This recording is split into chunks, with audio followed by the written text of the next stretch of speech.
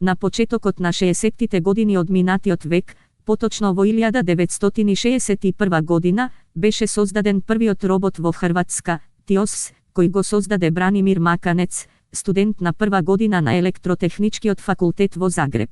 ТИОС беше јавно представен во 1965 година на Загребскиот саем, каде што делеше пропагандни летоци и велеше: еве, и ако некој го земеше летокот, повторно ќе го повторише истото дејство. Веќе следната година, во 1966 година, тој се шеташе по плоштадот Бан Јелачич во Загреб. Роботот имал две очи со светлосни сензори и бил програмиран да гледа во насока на повеќе светлина. Маканец истакнува дека, во периодот кога бил создаден роботот, тој ја изучувал неврофизиологијата како хоби и замислувал да направи вистински робот. Го нарекол ТИОС, што е кратенка за далечинско контролирано извршно тело на самоуправниот систем. Собрал делови за ТИОС од отпади и ги склопил во метална кутија обликувана да биде што е можно почовечка. Роботот тежел околу 150 килограми, бил висок околу 220 сантиметри и можел да достигне брзина од 30 километри на час. Во левата нога на роботот имало полнач за батерии кој се напојувал со електрична енергија, а во десната нога имало релеи кои управувале со логички функции, односно извршувале програмски команди испратени од компјутерот. На градите на роботот бил поставен микрофон, а во главата имал звучник и два оптички сензори кои реагирале на промените во светлината. Имал и метални капаци, па при силна светлина роботот изгледал како да трепка. Главата можела да се врти лево и десно, а поради сензорот, секогаш се вртел кон најсилната светлина. Белградска рака е модел на првата протезска роботска рака во светот и представува претходник на сите бионички протези.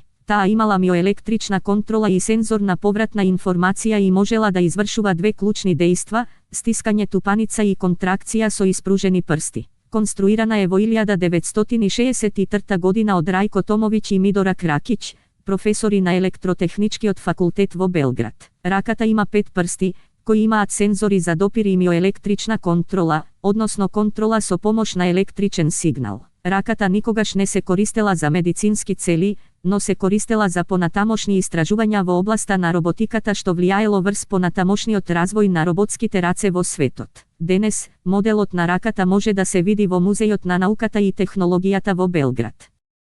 Првиот индустријски робот што беше ставен во пракса беше роботот УМ-7, дизајниран и произведен во 1978 година и користен во фабриката Телеоптик за задачи на склопување на термостати за автомобили. Во следните години беа развиени неколку успешни прототипови на индустријски роботи со софтвер, како што се УМС-2, УМС-3 и така натаму. Прототипови на индустријски роботи беа изработени во соработка со водечки југословенски компании. Роботската индустрија во Словенија започна во 80-тите години со развојот на два рани модели, Горо и Роки. Првиот индустријски робот, Горо-1, беше развиен во ИС и произведен во Горење, а започна со работа во 1980 година. По неговото лансирање, следеше работа на следната серија роботи Горо, а само две од неговите компоненти преживеа од првата верзија, бидејќи останатите беа искористени за изградба на понови верзии. Подоцнежните верзии беа користени од компанијата Горење за работни места за боење, емајлирање и лакирање на бела техника,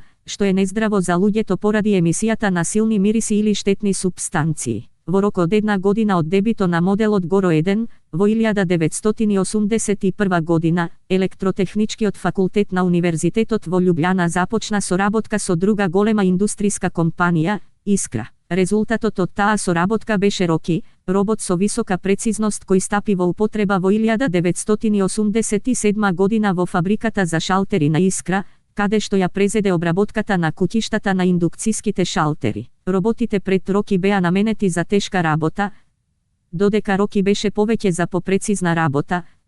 Со претходниците можеме да зборуваме за точност во милиметри, но со Роки во десетици милиметри.